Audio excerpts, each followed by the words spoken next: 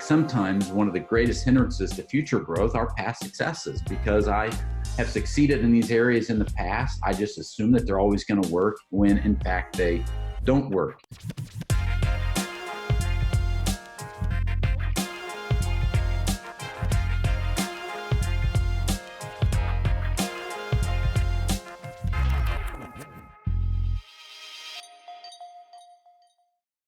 You've got to make sure that you're doing new things.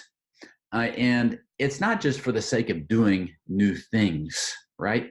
But it is because this is where God often works, and it often stirs people. People get excited about new things. And you can't just base your current decisions on previous successes. And I'm not just going to keep doing these programs because they worked 15 or 20 years ago. In fact, sometimes one of the greatest hindrances to future growth are past successes. Because I have succeeded in these areas in the past, I just assume that they're always going to work when in fact they don't work. So what is it that God's put on your heart? Even over the course of this past 6 months or a year, for those of you that are graduating, what has God showed you about your children's ministry? What vision has God given you? What dreams has God placed on your heart? Be ready to chase those and pursue those. Maybe a better question is not what dream has God given you, but maybe the better question is what is keeping you from that dream, right? Because it's easy to get a dream.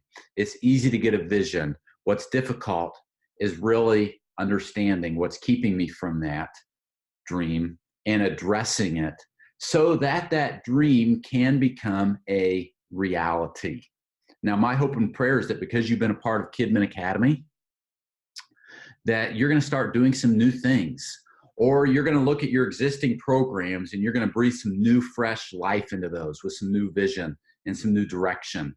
And normally what that will do is it creates a new level of energy and excitement with your current volunteers and your current team, and with those that you want to onboard onto your team. Kids get excited, the parents get excited, your volunteers get excited, your pastor gets excited. And I always try to make it a rule of thumb that I always want to do at least one new thing, one major new thing in my children's ministry every year, because I want to keep that level up. And it's often in those new things where growth occurs.